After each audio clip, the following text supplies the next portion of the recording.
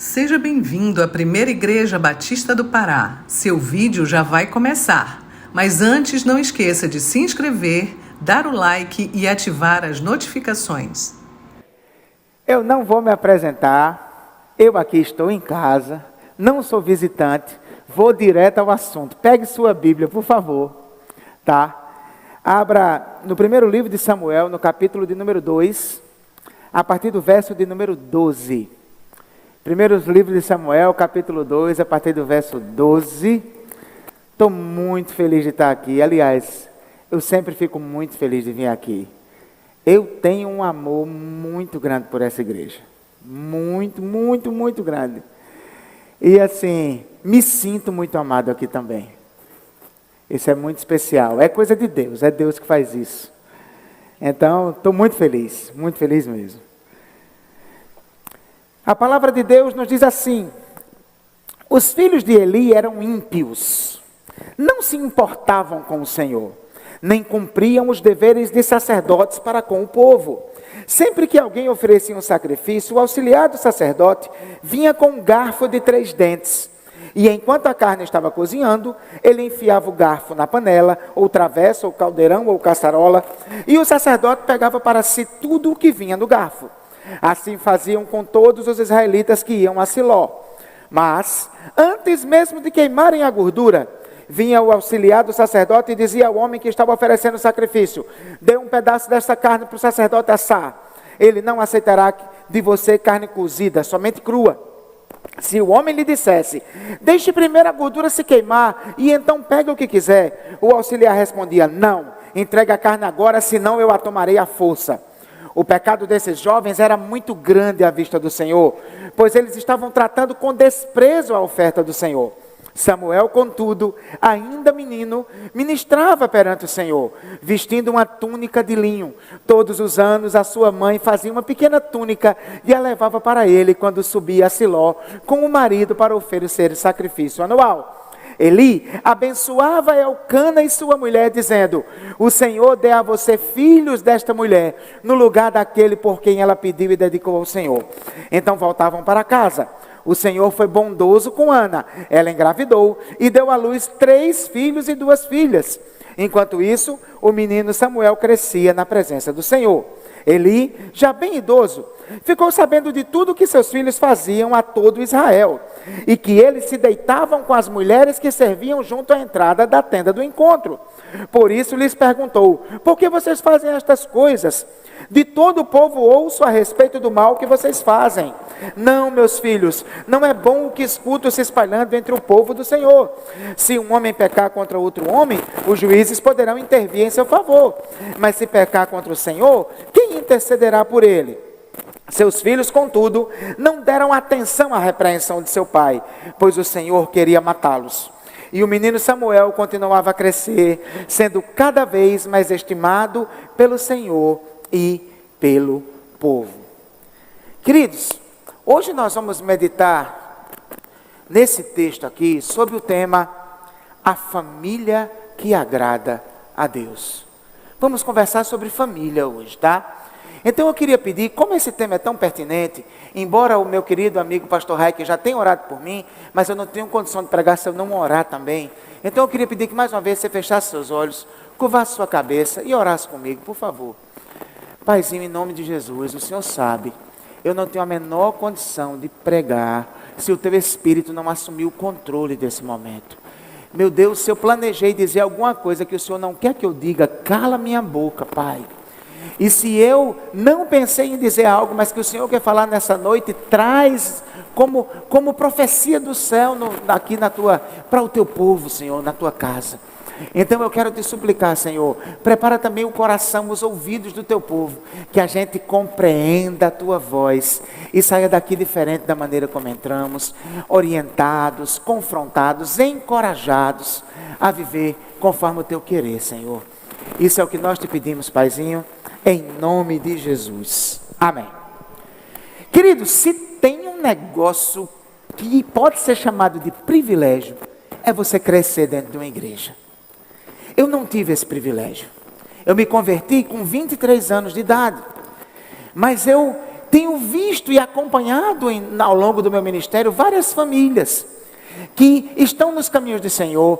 Tenho conhecido irmãos já idosos que desde criança cresceram numa família cristã, cresceram ouvindo as histórias das Escrituras, cantando as musiquinhas, passaram por escola bíblica de criança, e isso foi muito importante na vida de todos eles. Isso é uma bênção grande demais. Só que, queridos, quando a gente pensa nisso, numa família que está na igreja, que tem uma história de cristã, a gente poderia perguntar, será que é possível uma família, mesmo na igreja, não viver de fato como uma família cristã? Porque deixa eu lhe dizer uma coisa, assim como eu tenho visto muitas pessoas que contam com muita alegria de toda a trajetória cristã que viveu dentro da sua casa, eu também tenho conhecido muita gente que conta histórias de que passou a vida na igreja, mas que os pais não davam testemunho de cristão dentro de casa. Então, é possível você morar na igreja, mas o Deus da igreja não morar no seu coração. E a família de Eli é um exemplo típico disso. O livro de 1 Samuel, queridos, eu tenho me apaixonado por esse livro. Eu tenho pregado uma série expositiva, já vou em 16 mensagens em 1 Samuel, lá na nossa igreja. E tenho visto o quanto a narrativa desse livro é muito bem construída. O Espírito Santo não somente revelou a palavra, mas deu até habilidade artística ao autor, quando ele está aqui construindo sua narrativa. Porque vê só, o capítulo 2, na primeira parte, esse capítulo que a gente acabou de ler, eu não sei se é o volume que está alto demais, mas tem alguma coisa na voz que está meio que misturando. Vocês estão conseguindo entender o que eu estou falando? Então, paralelepípedo, todo mundo está entendendo? Otorrinolaringologista, tudo pronto? Então vamos lá, vamos continuar então. Então é aqui mesmo. Talvez se colocar um retorninho eu me entenda melhor e pare com essa angústia. Mas só um pouquinho, só uma pitadinha, tá? Mas enfim, tá ótimo. Mas enfim, a primeira parte, não, pode tirar, ficou... Agora piorou, ficou alto, mais alto ainda. A primeira parte do capítulo 2 tem o famoso Cântico de Ana. E o Cântico de Ana, na verdade, é o mote de toda a narrativa do livro de Samuel. De ambos os livros, que na verdade, na Bíblia hebraica original é um livro só. É o livro de Samuel. E aí, presta atenção. Presta atenção. Se você der uma olhada no Cântico de Ana, você vê que ela está louvando a Deus por uma característica específica de Deus. Qual é? Ele derruba os orgulhosos e exalta os humildes. Basicamente esse é o tema de todo o Cântico de Ana. E esse vai ser o tema de todo o livro de Samuel. Por quê? Porque o que é basicamente a narrativa do livro de Samuel? Um rei arrogante que Deus derrubou, Saul, e um rei humilde que Deus levantou, Davi.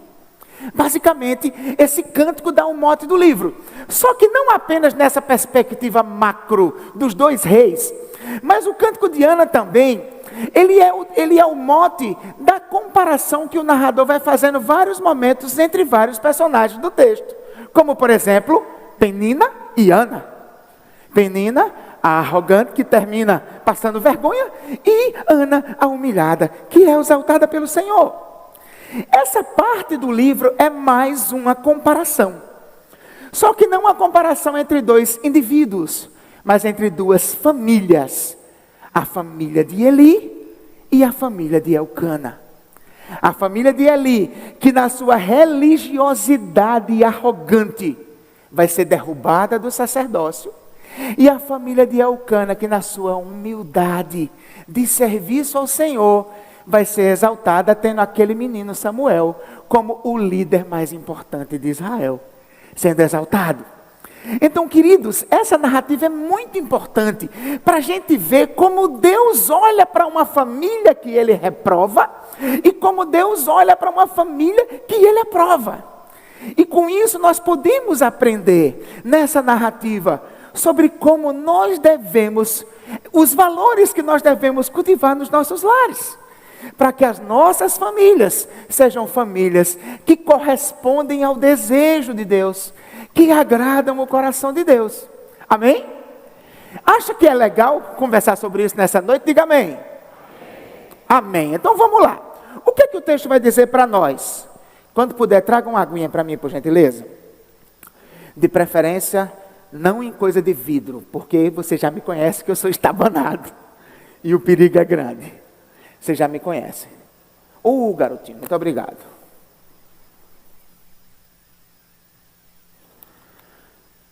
Bom, eu vou tomar na...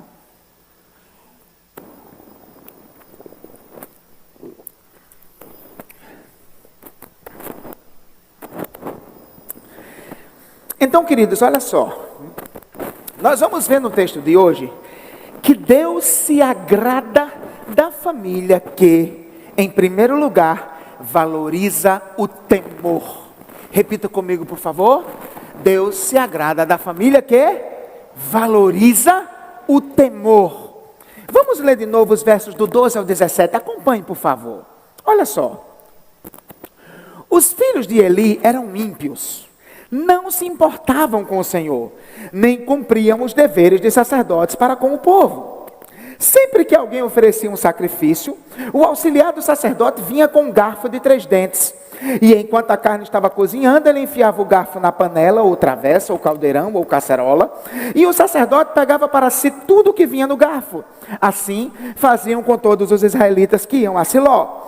Mas antes mesmo de queimarem a gordura, vinha o auxiliar do sacerdote e dizia ao homem que estava oferecendo o sacrifício: dê um pedaço desta carne para o sacerdote assar. Ele não aceitará de você carne cozida, somente crua. Se o homem lhe dissesse: deixe primeiro a gordura se queimar, e então pegue o que quiser, o auxiliar respondia: não, entregue a carne agora, senão eu a tomarei à força.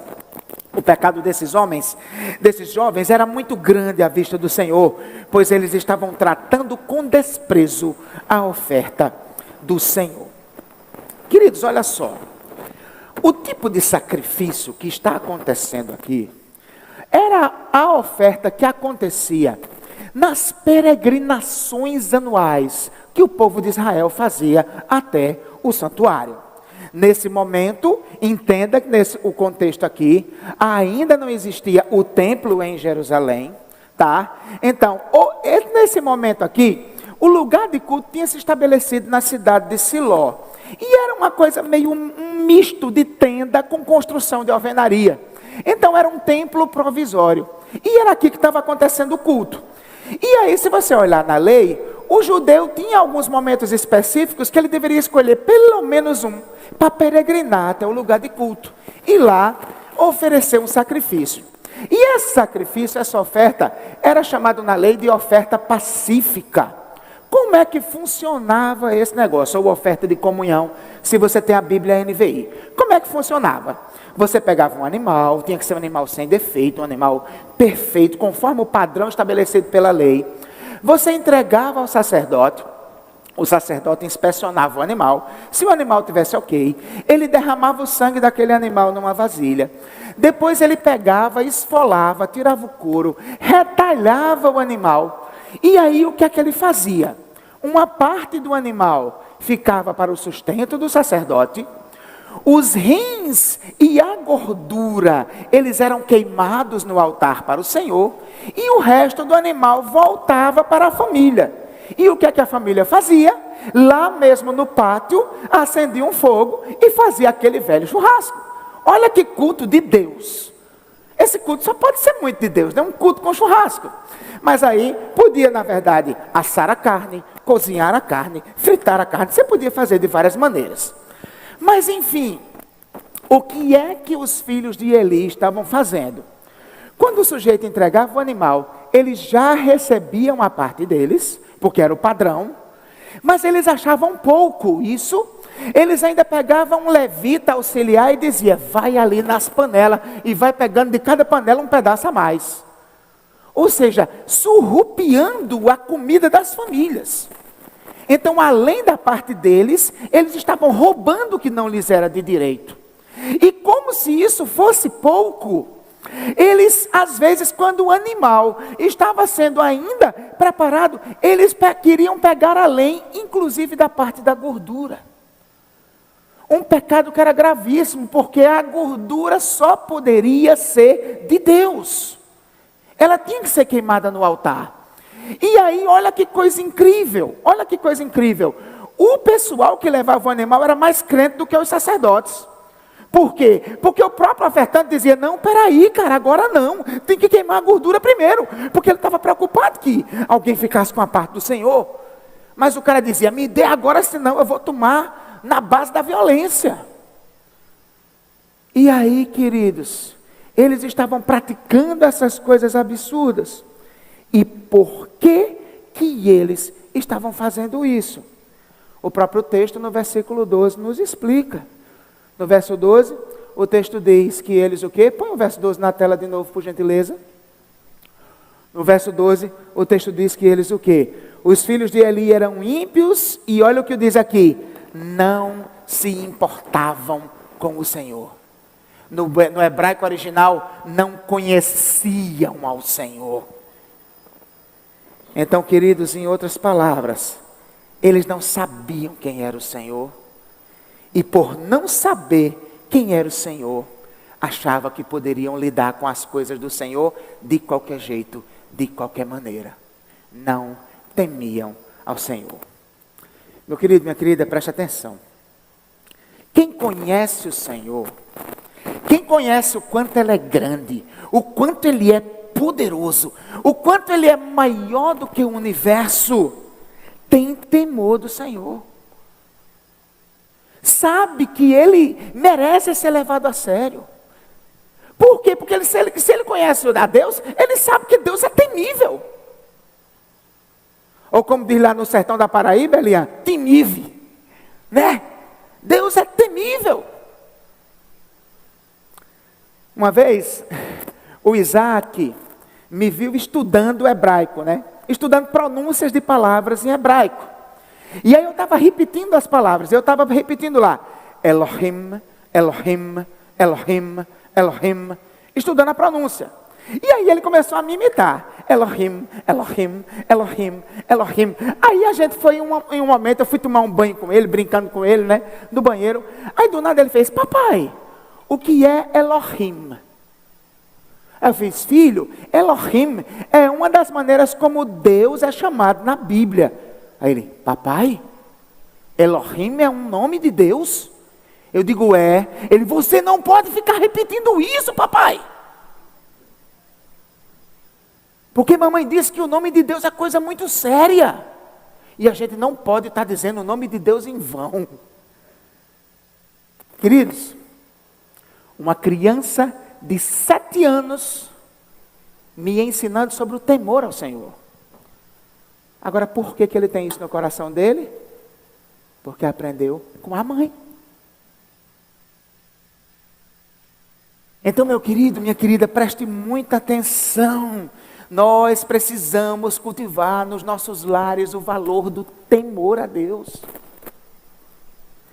Nós precisamos relembrar quem Deus é. Relembrar dos seus atos poderosos e falar para os nossos filhos, para os nossos netos, como você acha, meu filho, que se deve tratar um Deus grande desse jeito? Um Deus poderoso desse jeito? Levá-lo a pensar sobre isso. Agora, qual é o problema? A gente ouviu umas crendices gospel, né? Porque se tem gente que tem crendice, é crente. Crente tem muita crendice. Eu tenho inclusive uma série de mensagens no canal lá da nossa igreja, que eu dei nas quartas-feiras, as crendices dos crentes. Se você quiser, é divertido, se quiser assistir lá depois. Mas enfim, sabe uma crendice que existe, eu não sei, eu vou lhe dizer, eu tenho certeza que você já ouviu alguém dizer isso. Temer a Deus não é ter medo de Deus. Temer a Deus não tem nada a ver com ter medo de Deus. Você já ouviu alguém dizer isso? Quem já ouviu? Né? Eu já ouvi. Deixa eu dizer uma coisa a você. Estuda na Bíblia o que é temor. Pega lá as palavras que aparecem no Antigo Testamento hebraico, no Novo Testamento grego, que são traduzidas por temer. E vai ver nas ocorrências delas. Gente, deixa eu lhe dizer uma coisa. Pasme você. Temer nada mais é do que ter medo mesmo. Não, olha esse texto. Hebreus, capítulo 12, verso 28 e 29. Joga na tela aí, por favor, meu filho. Hebreus, capítulo 12, verso 28 e 29. Olha só. Portanto, Já que estamos recebendo um reino inabalável, sejamos agradecidos. E assim adoremos a Deus de modo aceitável, com o quê? Reverência e temor. Aí olha o que ele diz mais na frente. Pois o nosso Deus é fogo consumidor. Preste atenção, o autor de Hebreus está ensinando que nós devemos adorar a Deus com temor. Por quê? Porque Ele é fogo consumidor. Então você vai me dizer que temer não tem nada a ver com medo? Quando ele apresenta Deus nessa imagem de um fogo consumidor. Agora, lógico, ter medo de Deus não é ter medo de ir para o inferno, a não ser que você não tenha sua vida lavada pelo sangue de Jesus. Mas se você entregou a vida a Jesus, se você crê plenamente no seu sacrifício, você não vai ter medo de ir para o inferno jamais, amém? Mas você continua entendendo Deus como alguém que se deve levar a sério. Você continua entendendo Deus assim. Queridos, Deus é Pai, amém? Mas qual é o problema da gente? É que tem gente que pensa que Deus é Pai, que nem esses pais que tem hoje em dia. Que o filho dá na cara do pai. Que o pai pede um negócio, o filho diz, vou não. Tem gente que pensa que Deus é esse tipo de pai. Queridos, não. Deus é daqueles pais à moda antiga. Que basta olhar quem teve um pai como esse. Não é? Basta olhar. Aí você o quê? Sim, senhor. Então, meu querido, minha querida, pegue sua família, pegue esses textos que mostram a grandeza de Deus, o seu poder. Esses textos que Deus trata severamente quem leva ele na brincadeira. É importante, é didático. Leiam em casa. E lembrem quem é Deus. E cultive o valor do temor no seu lar. Uma família sem temor é uma família que desagrada o coração de Deus. Mas uma família que teme ao Senhor é uma família que aquece o coração de Deus com a sua alegria. Amém? Então, primeiro, Deus se agrada da família que valoriza o temor. Segunda coisa, Deus se agrada da família que continua servindo com zelo. Quero lhe pedir uma coisa. O pessoal que se lembra do meu tempo, se lembra que eu gosto de mandar repetir esses negócios. Tá certo? Então vamos repetir aqui esses dois tópicos, vamos lá. Deus se agrada da família que...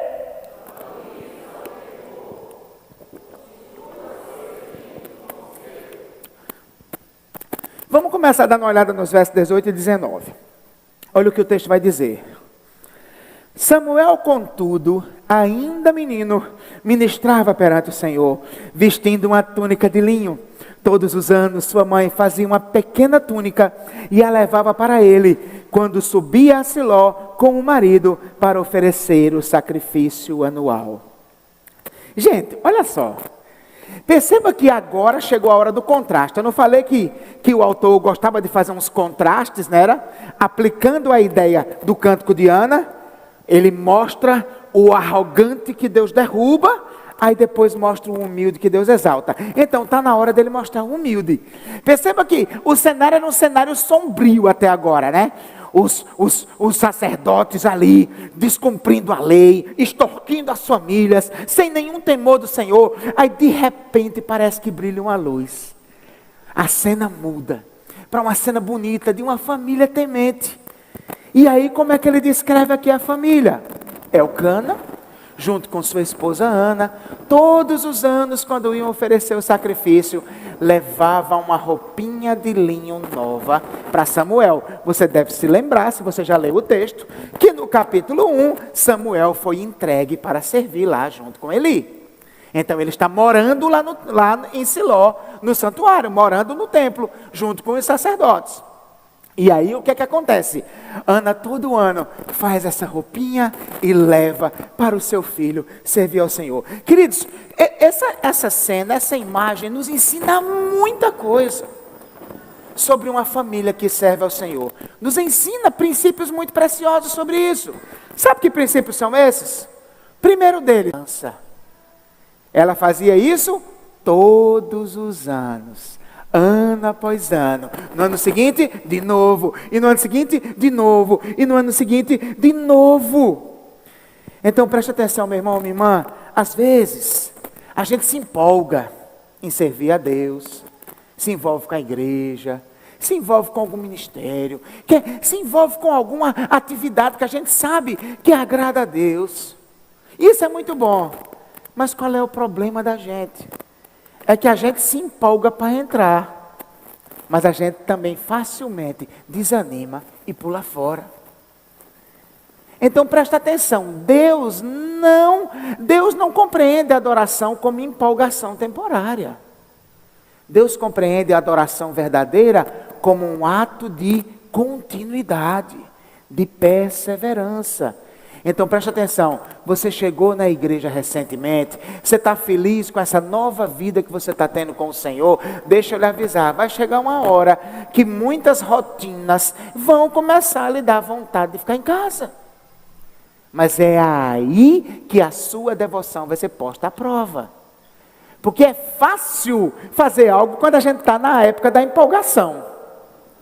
O problema é depois, quando o tempo passa. E é aí que a nossa devoção realmente é convidada a se mostrar verdadeira.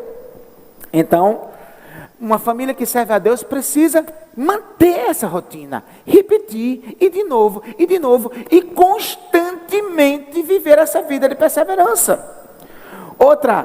Outro princípio bacana que o texto ensina aqui sobre esse serviço, essa devoção a Deus, é a simplicidade. Gente, presta atenção. Os filhos de Eli ocupavam o papel de sacerdotes na casa de Deus.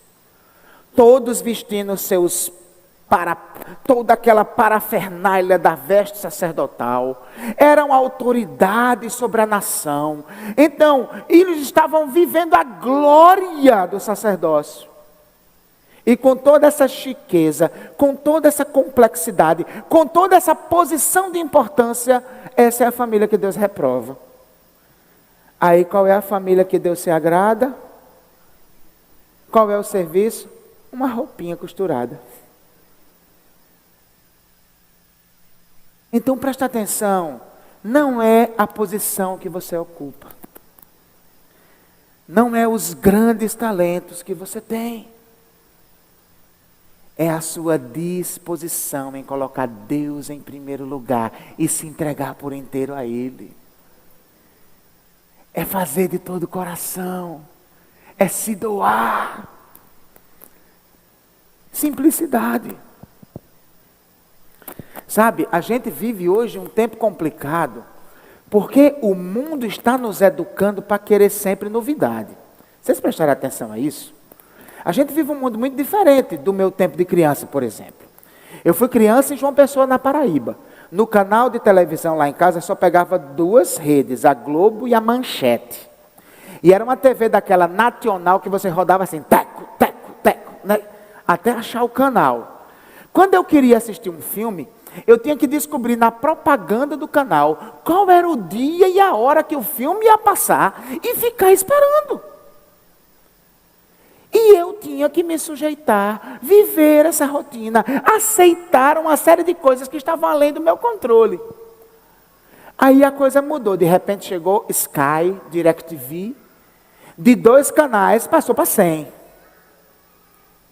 Mas agora a cena já mudou de novo, isso aí já está ultrapassado, agora é streaming.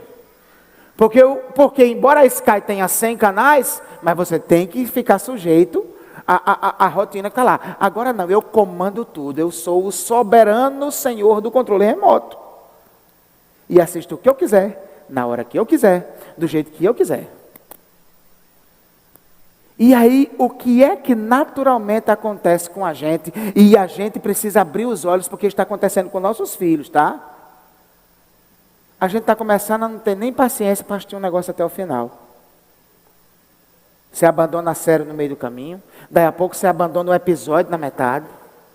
Ficou um pouquinho chato, você já muda.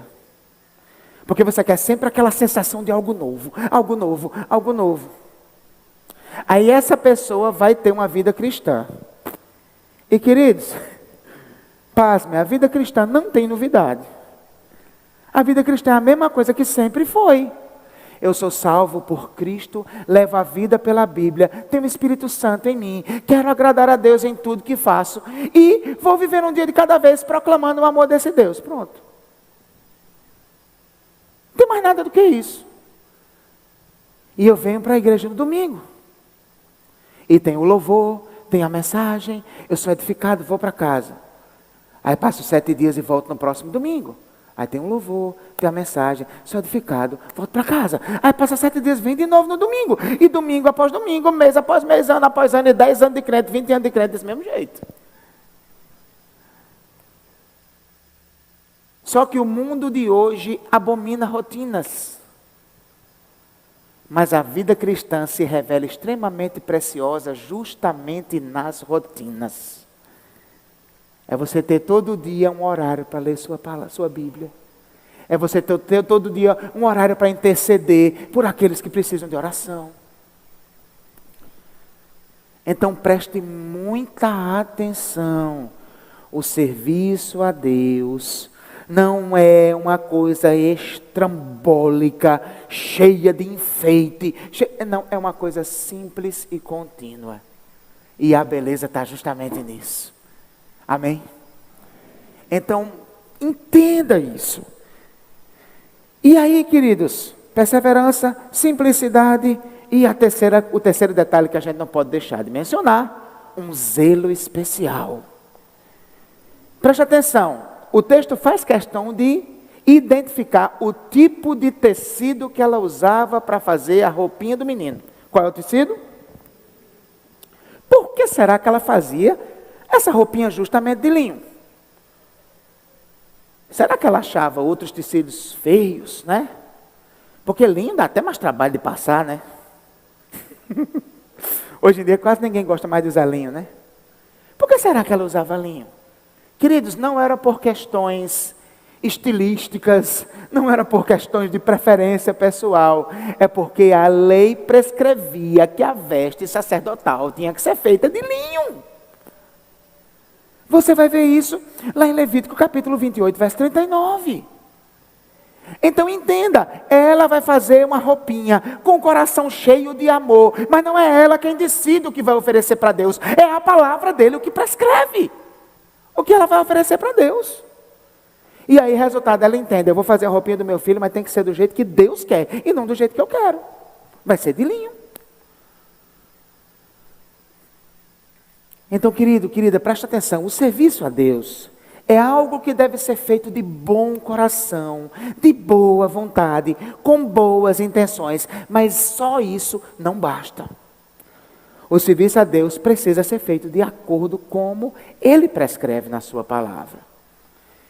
E aí, lá na nossa igreja, né? A gente, vez por outra, a gente é questionado. Por que não toca música tal na igreja? Né? E especialmente aquelas músicas que tocam mais na rádio, né? Então, assim, por exemplo, tem uma música, não sei se você já ouviu uma música que fala assim: antes de eu falar, tu cantavas sobre mim. Você já viu uma música que faz isso? Essa é muito famosa, muito conhecida, né? O cara está dizendo que antes dele falar, Deus cantava sobre ele. O pessoal me pediu, pastor, bota, como é? Ousado Amor, parece o nome dela. Pastor, toca Ousado Amor, é muito linda, muito linda. Aí eu fui pesquisar essa tal Ousado Amor. Aí quando eu vi essa história da pessoa dizendo que Deus cantava sobre ele, eu digo, agora deu mesmo. Deus cantando sobre mim, mas eu sou o bichão mesmo, não sou não? Não, mas o pior é que eu parei para pensar, que raio de música Deus poderia cantar sobre mim? E eu só consegui encontrar uma. Você não vale nada, mas eu gosto de você. Porque, meu Deus do céu, isso é um absurdo, gente. Não, para pensar. Somos nós que cantamos sobre Deus. Porque é Ele que tem os atributos incríveis que são dignos de que se escrevam canções sobre Ele. É Ele que é tão lindo a ponto de eu cantar a sua beleza. É Ele que é tão grande a ponto de eu cantar a sua grandeza. É Ele que é tão justo a ponto de eu cantar a sua justiça. E eu sou um pecador carente de graça.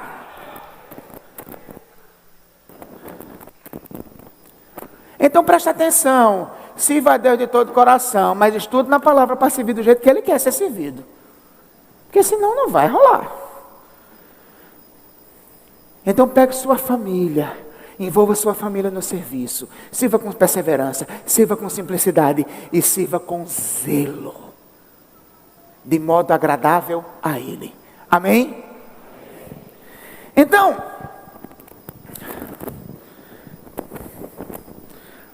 primeira coisa, Deus se agrada da família que valoriza o temor. Em segundo lugar, da família que continua servindo com zelo. E em terceiro lugar, da família que tem uma liderança sólida. Vamos encerrar lendo os versos do 22 ao 26, por favor. Acompanhe, por gentileza. Olha o que o texto vai dizer. Eli, já bem idoso, ficou sabendo de tudo que seus filhos faziam a todo Israel, e que eles se deitavam com as mulheres que serviam junto à entrada da tenda do encontro. Por isso lhes perguntou: por que vocês fazem estas coisas? De todo o povo ouço a respeito do mal que vocês fazem. Não, meus filhos, não é bom o que escuto se espalhando entre o povo do Senhor. Se um homem pecar contra outro homem, os juízes poderão intervir em seu favor. Mas se pecar contra o Senhor, quem intercederá por ele? Seus filhos, contudo, não deram atenção à repreensão de seu pai, pois o Senhor queria matá-los.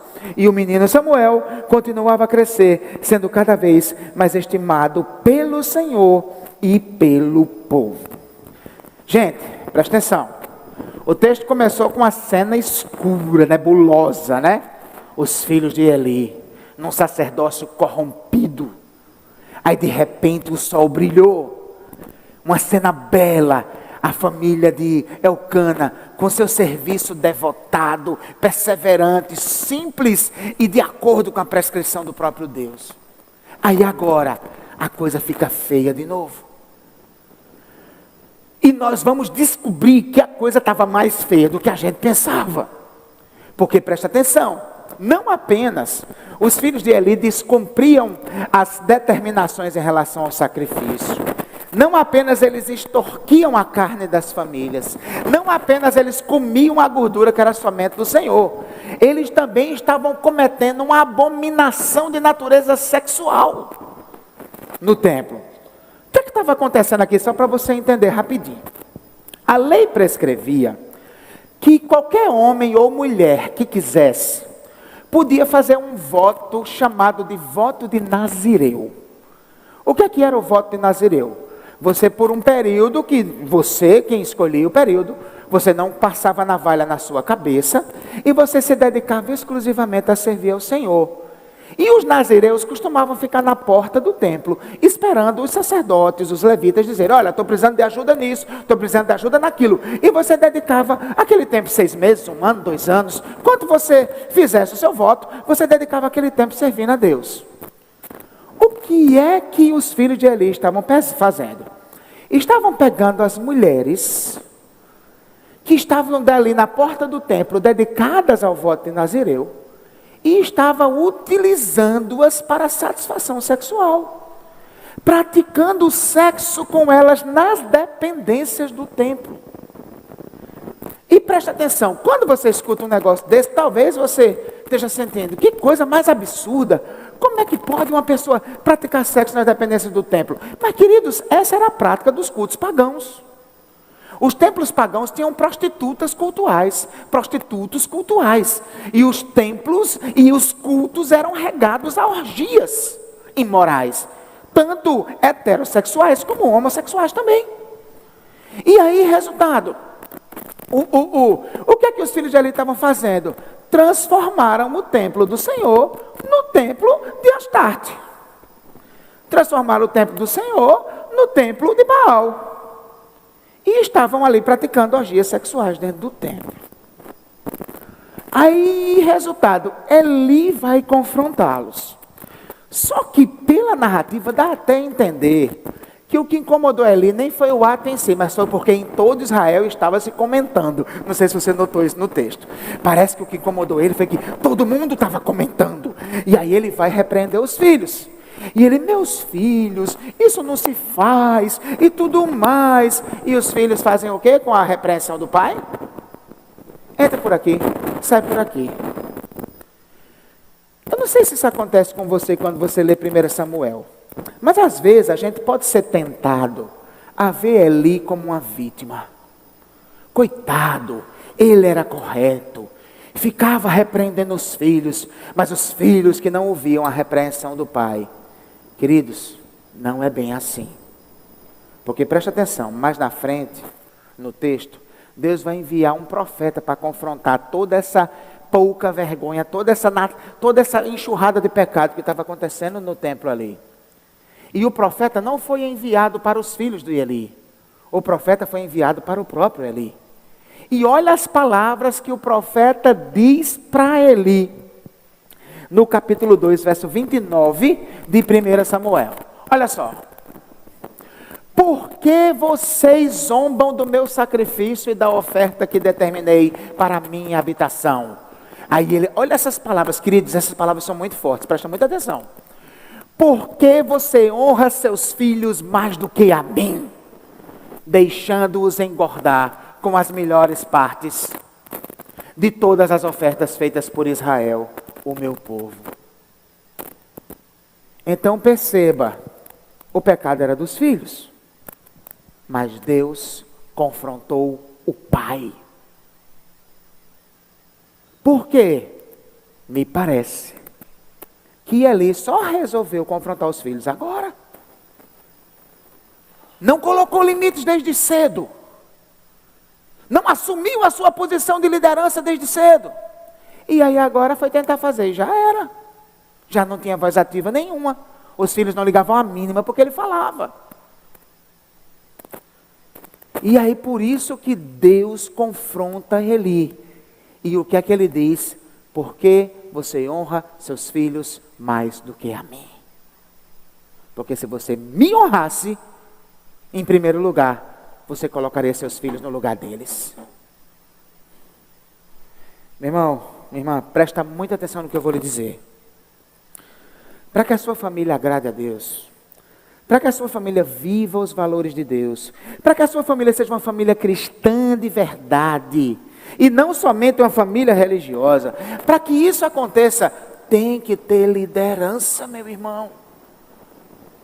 Nenhuma família vai espontaneamente se tornar uma família cristã. Ela tem que ser conduzida. Eu estava conversando com o pastor Heiker ontem de manhã, né? Quando ele chegou lá no EJC, né? Porque, olha, se tem uma coisa, você quer a prova cabal de que a doutrina do pecado original é verdadeira, tenha um filho. Né? É a prova cabal. Por quê? Porque você descobre que você não precisa ensinar a fazer o errado. Quem aqui teve filhos? Alguém precisa ensinar seu filho a fazer o errado? Não, gente. Surge naturalmente, que nem a erva do campo. Sabe a erva do campo? Sabe o alecrim dourado que cresceu no mato sem ser semeado? Pecado em criança é desse jeito, porque é da sua natureza. Então presta atenção, deixar as crianças aprenderem por si mesmo é empurrarem ela para o pecado e para Satanás. Essa linha pedagógica, construtivista, o professor não ensina nada. As crianças que desenvolvem, meu Deus do céu, isso é uma demência. Presta atenção. A criança, a única coisa que ela é capaz de aprender por si mesma é fazer o que não deve. Os pais precisam ensinar o caminho em que deve andar. Os pais precisam ensinar o caminho em que deve andar. Então tem que ter liderança, meu irmão. Tem que ter liderança. Eu me lembro uma vez, uma experiência muito boa que eu vivi com a minha mãe. Eu já estou indo para o final, tá? Eu vivi uma experiência muito bacana com a minha mãe uma vez. E olha que eu já era um jovem eu já era um jovem de 20 e poucos anos. Eu estava andando com uma menina da igreja, eu era apaixonado por ela. Mas ela não sentiu o mesmo por mim. Mas ela se beneficiava da minha paixão. Porque eu, abestalhado, pegava ela em casa, levava em casa, comprava presente, fazia tudo por ela, ajeitava ela, dava de tudo. E ela estava muito confortável naquela situação. Mas eu estava naquela vibe de me contentar com as migalhas da atenção dela. E aquilo foi passando, e um belo dia, eu cheguei em casa, e a minha mãe disse: maninho, vem cá, senta aqui. E presta atenção, a minha mãe, ela sempre foi uma pessoa que respeitou as decisões dos filhos depois de adultos, sabe? Ela não é uma pessoa de interferir demais. Mas ela chegou um dia e disse aqui: senta aqui. O que é que fulano é sua? Aí eu: amiga. Né? Mas é isso que você quer? Eu disse: não, não. Eu quero algo mais. Mas ela quer a mesma coisa? Eu digo: não, quer não. E ela sabe o que você quer, não sabe? Eu disse: sabe. Ela disse: então presta atenção. Ela está fazendo você de besta. Deixa eu lhe dizer uma coisa. Se você quer ser besta, o problema é seu, mas você vai ser besta da porta para fora. Eu não quero mais essa mulher aqui em casa, não. Nem na calçada aqui de casa, entendeu? Não quero ver essa menina nem pintada de ouro aqui. Agora, na rua, se você quer ser besta, o problema é seu. Tá bom, mãe. Meu Deus, como minha mãe me abençoou naquele dia. Porque se ela não tivesse feito aquilo, eu não teria acordado. Não sei nem quanto tempo a mais eu ia ficar naquela escravidão emocional. E naquela mesma semana, eu disse àquela menina que eu não ia mais andar com ela. Ah, sabe o que aconteceu? Um mês depois eu comecei a namorar outra. Porque até as meninas da igreja achavam que eu namorava ela, porque eu só vivia encangado com ela. Né? Você está entendendo? Queridos, preste atenção. O seu papel como pai, o seu papel como mãe, não é, em primeiro lugar, ser amigo do seu filho, não. Preste atenção, eu não estou dizendo que você não deve ser amigo do seu filho. Que você não deve ser amigo da sua filha. Não, você deve sim. O que eu estou dizendo é que esse não é o seu primeiro papel. O seu primeiro papel é ser pai, é ser mãe. E ser pai e mãe é dizer o caminho em que deve andar. Eu com 23 anos, estava minha mãe me dizendo o caminho que eu devia andar. E louvado seja o nome do Senhor pela minha mãezinha. Então assuma a liderança.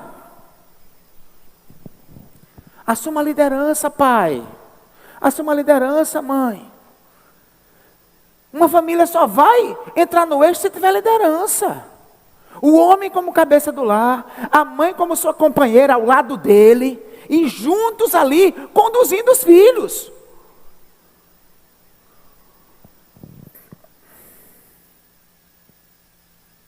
E você que é filho, ouça seu pai e sua mãe, vá por mim.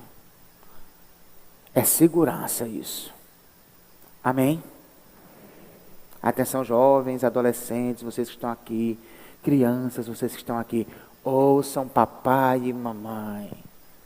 Vocês não vão se arrepender. E até você que já é adulto, tem pai e mãe vivo, pede conselho.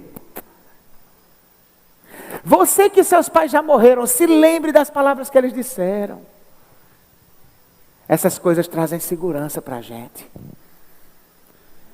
Então, queridos, encerrando, é possível ter uma família com uma longa tradição cristã, mas que não conhece verdadeiramente a Cristo.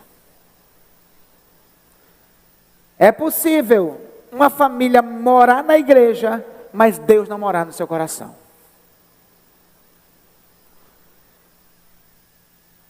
Não permita que isso aconteça na sua casa. Isso não vai acontecer na sua casa, amém? Isso não vai acontecer na sua casa.